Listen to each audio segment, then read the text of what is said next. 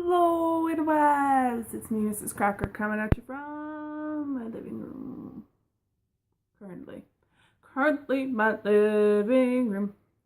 Alright, so it's been an absolutely insane 2 weeks. I haven't done a video because my life has literally been turned upside down. Big problems with the kids. I had to go into my daughter's school yesterday and do another 504 meeting, planning meeting for next year. Lots of doctor's appointments, lots of therapy appointments. Oh my God, the therapy appointments. Lots of problems. And I don't know how to help my kids. And that, as a mom, really, really irritates the bejesus out of me.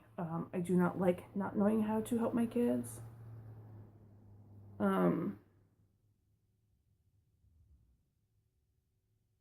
I'm a little flabbergasted. My brain is a little topsy-turvy, upside down, sideways, backwards. So, I will tell you all a little bit about what has been going on in my life.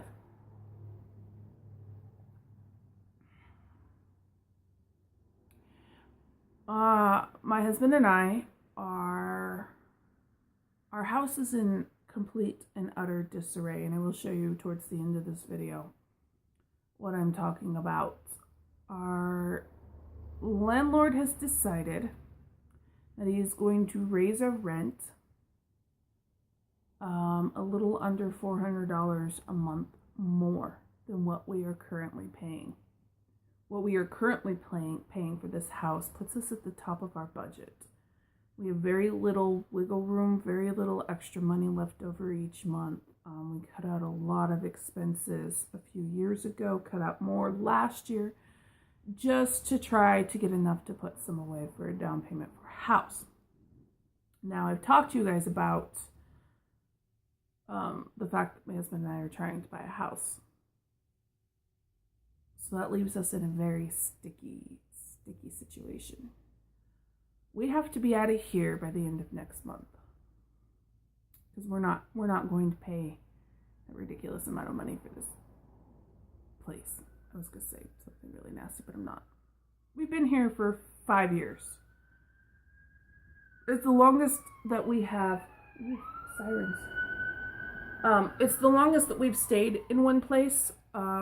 Almost all of our foster children came through this house. This house holds a lot of memories for my family and I. I hate this house. Not that I hate the memories, but I hate this house. I hate that nothing works right, that I'm constantly afraid that because all of the outlets had to be switched out, because they keep causing little mini fires, and that kind of terrifies me. Nothing gets fixed. The stairs to the basement are made out of freaking particle board, so I'm just afraid that they're going to get wet because the water main is underneath them, and then they'll just disintegrate. Or that going down the stairs, because they're so steep and I'm so large, I have to go down them kind of fast. Gravity, downward momentum, whatever. And then I've fallen quite a few times down my stairs. I've actually hurt myself pretty badly a few times. But I'm afraid to go through them. That I will step down and my foot will go through them completely. This isn't going to be a bitch fest, guys. I'm not here to complain about all the ways that I really dislike this house. This has been our home for 5 years. And for better or for worse, we've made it work. We've adapted because that's what we do. Another siren? Another thing, busy streets. I've got 2 special needs kids who don't always listen and don't always pay attention to their surroundings and what could be dangerous or not. So living right on a busy street is extremely terrifying, and it was extremely terrifying when little man started to walk, because he would just run away from us all the time. So, speaking of my children, big changes in their lives, huge changes in their lives, and they are not handling it well at all.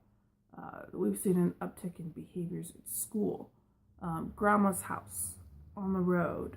We went this last weekend and went hiking with my mom because I just needed a break from all the overwhelming crap going on in my house. And those of you who live with anxiety will completely understand when I say that sometimes even the smallest change in routine or expectations or anything can have a ginormous impact on your anxiety. Guys, this isn't a small change. This is life-changing change. This is scary change. So we have to be out of here at the end of next month. We're still not approved for a loan. That has been a nightmare within itself. We've worked for 7 years to get our credit fixed, enough to buy a house by federal standards. It's taken us 7 years to get to this point, and we are still not approved. We've been at this for 2 months now. Still not approved. It's still on the underwriters. So we don't even know if we've got a loan. We were told we had a loan, and then we were told we didn't have a loan. So, even if we were able to get approved for a loan this week and find a house next week, we still would not be able to get in until the middle to the end of July. It's a very long process. Very long. So what do we do between the end of next month and the end of July? We don't want to rent an apartment. We do not want to settle in anywhere for 2 months. Just to upheave the kids' lives. And not that we could get an apartment like that. I just want to live here for 2 months. We don't want to burden our family or our friends. Living with other adults has not proved to be very lucrative for our family. People get very annoyed with our kids very fast. And that's understandable. So do I. I don't blame you. I get very annoyed with my children very fast as well. So we are shoving our family of 4 with 2 special needs kids and a 160-pound dog into a 1963 Dreamers cab over camper, which will be parked in my parents' driveway. Hopefully. I haven't heard from them if they're going to allow this or not. We will be paying them a minimal amount of money for water and electricity and to use their extra refrigerator to store our food, because the refrigerator in the camper is not actually a refrigerator. So that's the plan for now. I will take the kids till the end of the school year to and from school, and we will decide, depending upon where we go and what happens, we'll decide from there where they go to school next year. Although I really, really do not want to leave their school. So, with that being said, my children are insane. They're all over the place. Changes abound. I took my children both back to the behavioralist for their sleeping problems, and Dakota's meds have been adjusted, and Nevaeh got on sleeping meds because she's not sleeping at all. And it'll be a couple of weeks before they adjust and we see whether or not those are working. But here's my deal. Nevaeh's teacher, I sent her a form to fill out for the behavioralist because we think that there's something more going on with Nevaeh. She's got 3 diagnoses already, although one of them could probably be knocked off now because it's not a very big problem anymore. She's got 3 diagnoses already, but none of them are touching the problem that is bugging my family to the point of insanity. Her attitude and her defiancy. So that morning I went to the school for the 504 plan meeting. And I listened to them talk about all the things that are wrong with my daughter and all the problems that they're seeing and having with her in school and the ways that we can fix it. 2 hours later, I take my daughter to this appointment, and the teacher on this form wrote that my daughter was perfect. How can you sit in a meeting with me and tell me that you're having problems with her, and then write on this form when I know for a fact that you're having problems with her because I see the pink slips that come home. I hear the problems. I talk to the principal on a daily basis. I talk to her mentor as much as I possibly can. I know what's going on at that school with her, but you're not going to be truthful on a form that would allow me to get my daughter the help that she needs. Why? Why am I having to fight you on this? You should want to help me get my daughter the help that she needs so that she'll stop acting up in class. So why is everything marked a 0 on this form when you know for a fact that there are problems? We just had a meeting earlier that morning. You hand me back this form saying that she's a good student. Well, she's a good student. I know she is. She has trouble concentrating. She has trouble sitting still. She's got problems with bullying and retaliation, the stealing, the lying. I know this because it's on the 504 plan. Written right there in plain English. The disobeying, the defiancy. The problems going from a preferred activity to a non-preferred activity. The problems coming in from recess. We've talked about this. I've given you strategies. You've talked to the behavioral therapist. So why in the world would you not put that on this form? I just don't understand. In order to get my daughter the help that she needs, to finish the diagnosis that should have been done last time, this has to be done. And it has to be done correctly. And I am very, very upset that it wasn't done. Who do I bring it up to? Do I talk to the principal? You and I are on pretty good footing. We talk quite often. Do I bring it up to the teacher? You're often mad at me because I go above your head and go straight to the principal. I get it. But I don't think that you listen. As a matter of fact, I know for a fact that you don't listen to me. To me or to other parents. I've talked to other parents from kids in that class. You don't listen.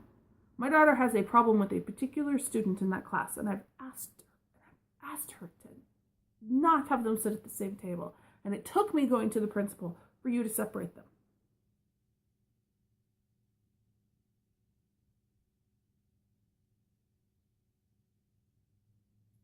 Guys, you know that this is a big problem. When a person who suffers from, I have trouble making appointments, calling and making appointments because my social anxiety is that bad. But if I'm willing to go in there and raise all kinds of hell over this, then you know that there's a big problem in the school that needs to be fixed. So, stuff is going down. All the way to downtown. So, yes, living in a, oh God, you guys, I didn't realize we had this much stuff I'm terrified. When in the world did my family become pack rats? I'm not going to say hoarders because it's completely different and we're not. But we are pack rats. We have a lot of stuff and I don't know where it all came from. I just don't. And I don't think you really realize how much stuff you have until you have to box it up. It's insane. It's absolutely insane. So I'm in the middle of boxing everything. I did the kids' rooms, and then I moved both the kids into one room upstairs so that we can clean carpets and paint in the room downstairs across from our room. So both my kids are living in one room. They will have to say that with no toys and minimal clothing because we pared them down to like 10 pairs of pants, 20 shirts, 4 sweaters a piece. And my daughter's allowed a couple of skirts and a couple of dresses. With minimal clothing and no toys. Their toys are, they get one small box of toys because the camper is so small. One small box of toys that's in the living room right now. It's not allowed in the bedrooms. It's the cleanest I've ever seen my kids' bedrooms since they were in cribs. I'm not even joking. There's not piles of trash.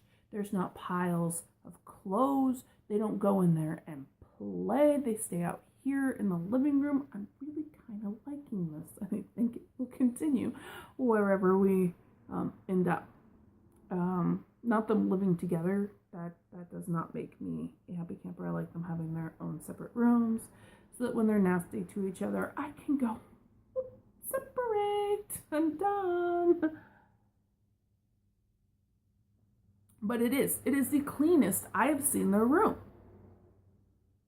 My room, on the other hand, because I'm currently going through all of our clothes and getting rid of things that don't fit, things that we don't wear, and finally decluttering our own personal mess. My room's a disaster. And I usually have to clear off my bed in order to go to sleep every night right now. Same goes for the kitchen.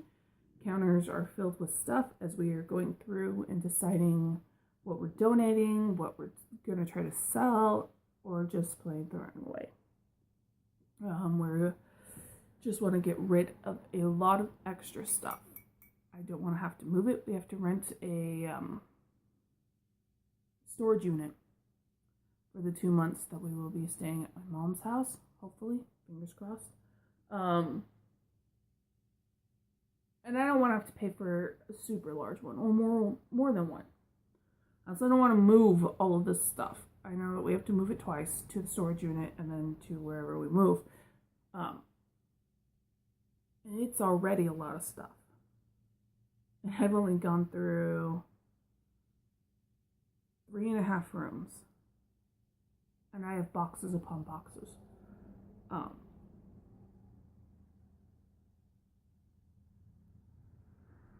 do not want it to take a long time for us to move. I do not want to have to move all of this stuff. It's a lot of stuff.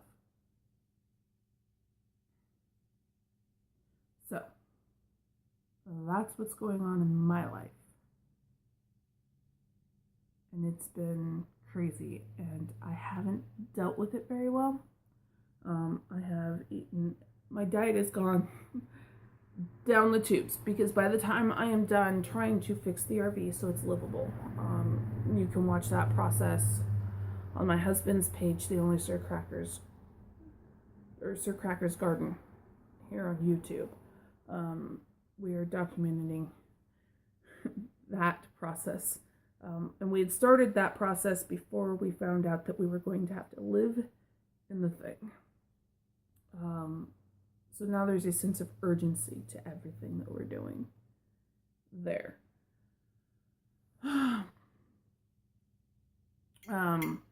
What was I saying? Where was I going with this? So between packing up my house, taking care of my kids, and making sure that they're getting to their appointments that they need to go to, still caring and giving love and companionship to my dogs, making sure that my husband and I spend at least 20 minutes a night together, not talking about work, the house, the move, or the kids. Just us time. Dealing with the RV and getting that prepped and ready to go. Self-care has kind of gone out the window. Cooking. By the time I'm done with my day, cooking is the last thing I want to do.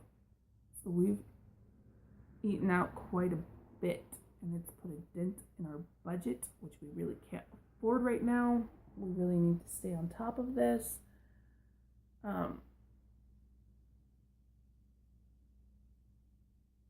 No, it's not. We're not in a good spot. Not even close to being in a good place. So what we need to do, I don't know what we need to do. I have no idea what we're doing. None. I just know that changes are coming, so I have absolutely no idea what's going to happen. We have a plan, and if all the pieces fall into place like I want them to, then this will work out fine. But things need to start rolling, and they need to start rolling fast. Okay, so that's it for this Tuesday. I will try my hardest to get another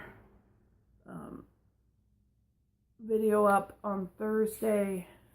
I can't promise anything, but I'm going to try. So there you all have it.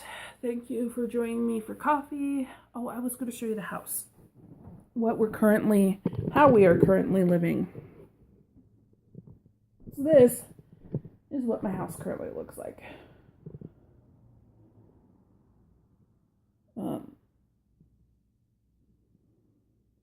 There's boxes everywhere. Some half full. Right now, dishes are all laying on my table because I want to figure out what we need for the next month and what can actually be packed or gotten rid of. So, laying stuff out and going through it and figuring out what we're keeping and donating and boxing up. My yard is completely different. Let me show you the kids' room really quickly. This is currently my children's room. Like I said, I've never seen this place cleaner. Really, I haven't. Daughter, son, there are 2 dressers and the bedding that I have yet to pack up yet. The one room I haven't touched on yet, and I'm actually kind of dreading, is the grow room and craft room. It is a mess in here. An absolute freaking mess. And I'm not sure when I'm going to be able to get in here to do what I need to do. But there you have it, ladies and gents. That's my life currently. And we haven't even started on the basement or the garage or the shed. So, yeah. Not a big fan of this at all. All right, you guys, I'm going to call that quits for today. I've got a lot of stuff that I have to do. A huge list. I'm a person who literally lives on lists. So, yeah, we're going to go get that stuff done. All right, you guys, until Thursday. Toodles.